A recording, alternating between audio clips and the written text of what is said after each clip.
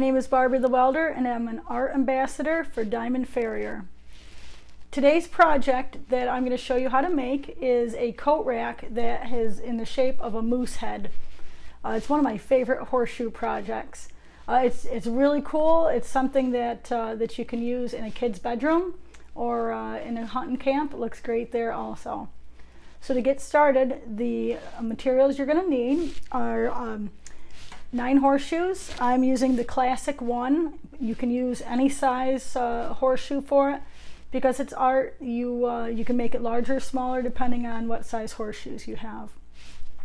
In addition to the horseshoes, you are going to need a welder. I'm using a MIG welder to do mine, but you can MIG, TIG, or stick weld the coat rack. You will also need a angle grinder. I'm using with a cutoff wheel. Or if you have a different way to plasma cutter, you want to cut the horseshoes in half, you're going to need to be able to cut the horseshoes, so you're going to need that capability. I have a vice grip clamp that I use to clamp the horseshoes down for me to cut them. I prefer to finish my projects. This is a Rust-Oleum clear coat. You can pick it up at most any hardware store. I use that to clear coat my projects when I'm done. The horseshoes are steel, they will rust, so I like to do that clear coat afterwards. It gives the metal a really nice patina, and to top it off, it'll keep it from rusting. So the last thing you need is 2 washers to use for eyes for your moose. All right, let's get started. All right, your first step is going to be to take 3 of your horseshoes and mark them right down the center. And this is going to give you a cut line right there. That's going to give you a cut line. And we're going to cut all 3 of those horseshoes apart. We are going to use 5 of the 6 halves of those horseshoes. So when I do any kind of cutting, safety glasses and hearing protection, you get 1 set of ears and 1 set of eyes. I love mine. I want them to be where they belong and working the way they're supposed to be working. So let's go ahead and get our safety gear on, and we will get to cutting these off. I've got my first one already here on the bench, and we are going to get it clamped down, and I'm going to give it a cut.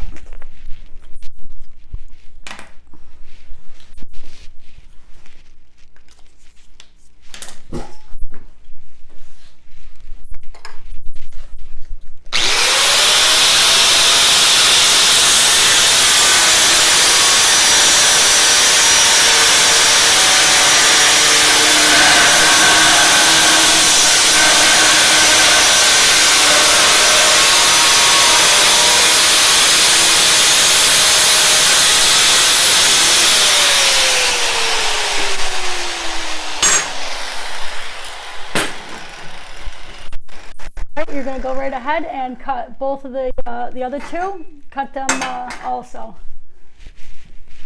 All right, now that we have our 3 horseshoes cut in half, and we've set the 1/2 sided piece we didn't need, we have 5 half pieces that we are going to kind of set aside for now in front of us. Our next step will be to take the remaining horseshoes and we're going to lay them out. The first one we're going to set them end to end, just like this, flat on the bench. And this is going to be the moose's head.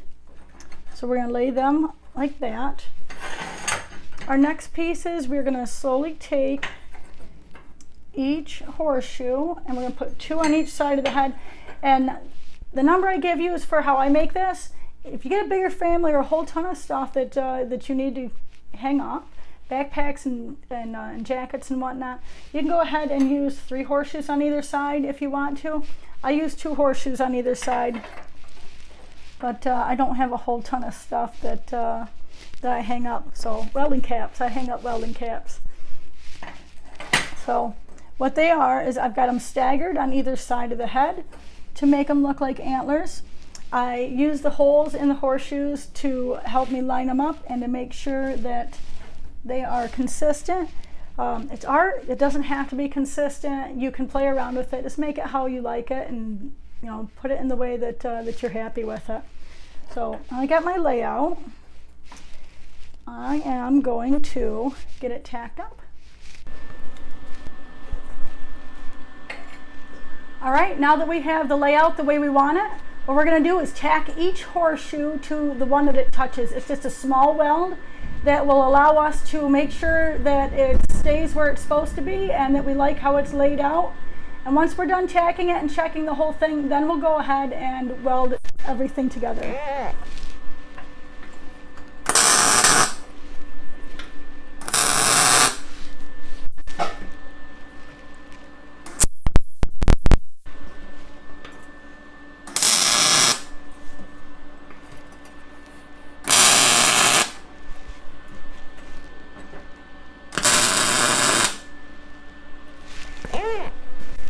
All right, it's lightly tacked. I have just a small tack in each spot. It's flat to the table. I like how it looks. So I'm gonna go ahead and I'm gonna weld one line at each spot just to get it to weld it together.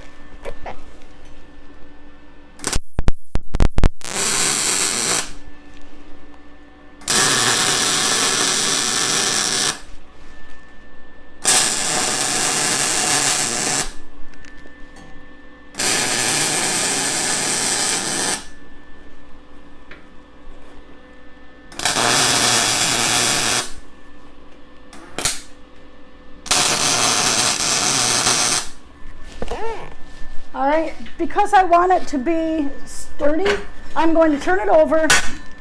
I'm going to hit it off the table to make sure it's welded right. And I'm going to go ahead and I'm going to weld the back. Same spot on each horseshoe.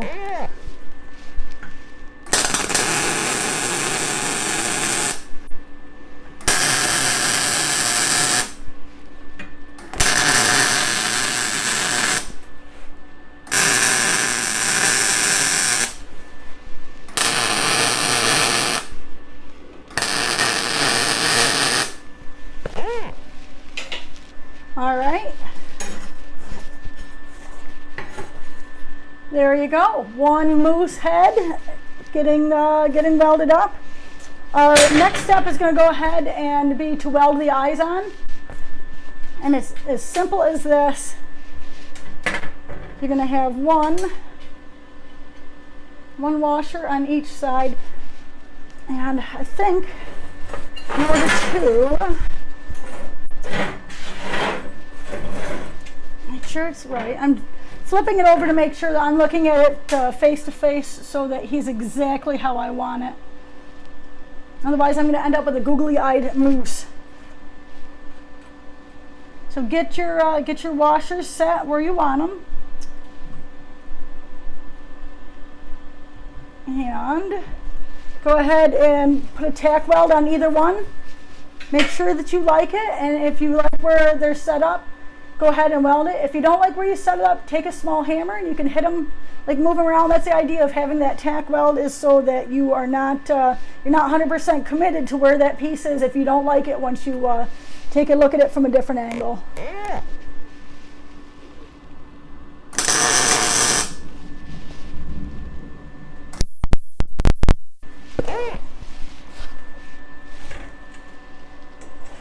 All right, I like how that is, so I'm going to put just a very small weld down either side, and then I'm going to get it again on the back to make sure that it is secure and it's not going to just pop off if you hit it from one side.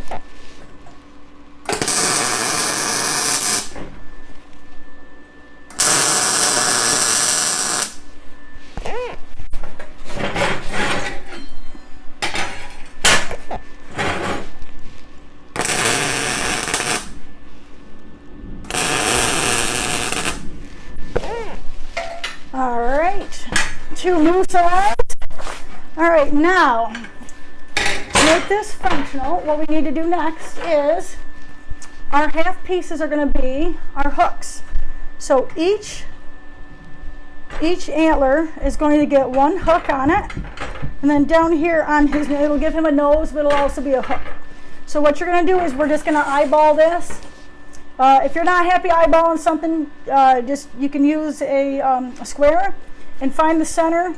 But I think with it just being, it's like this, it's eyeball. So I'm looking at this tip here, and I'm looking at the distance between here, almost like I'm sighting a gun, and then centering it on the base of the horseshoe. So I'm going to tack just the back side here. That way I can adjust it left and right if I need to, or side to side. So just do the one tack on the back.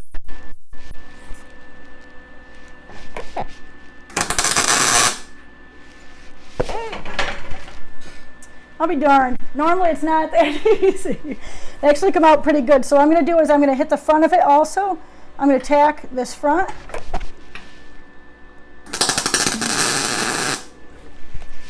And that should stay. Did I get it?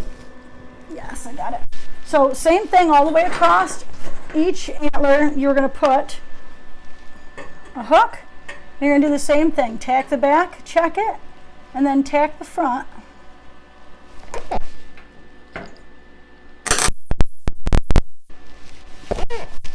That one can move just a little bit. See if I can do this without knocking this off here. There we go. All right, lined up where I want it. Now I'm going to take it, I'm just going to tack the front. All right. Next piece, same thing.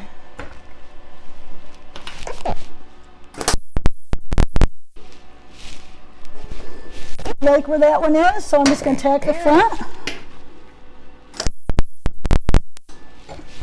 And last piece on the antler.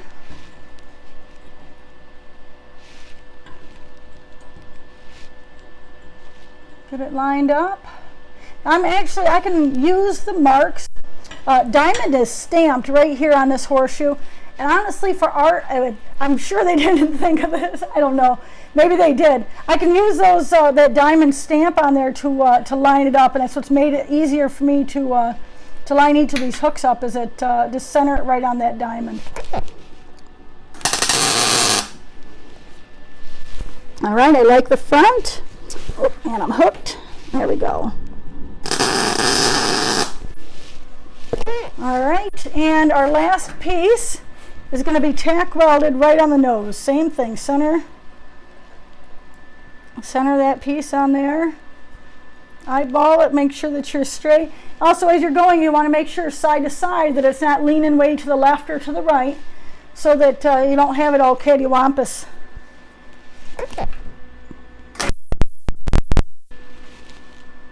All right, I like how that looks.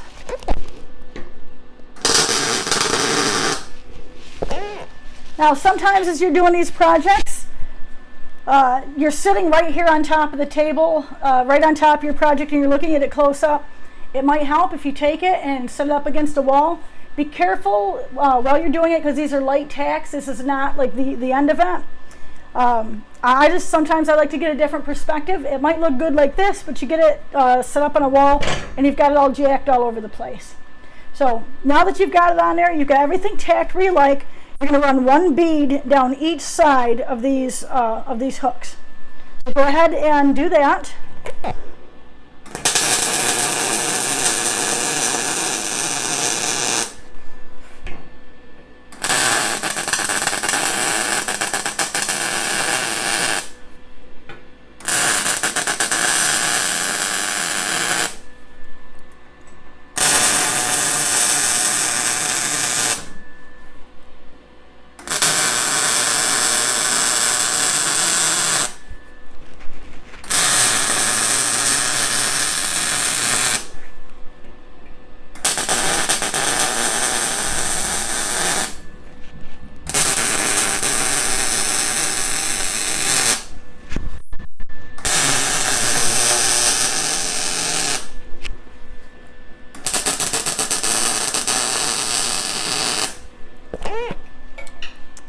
All right, we have got him welded up and we're ready for the next step.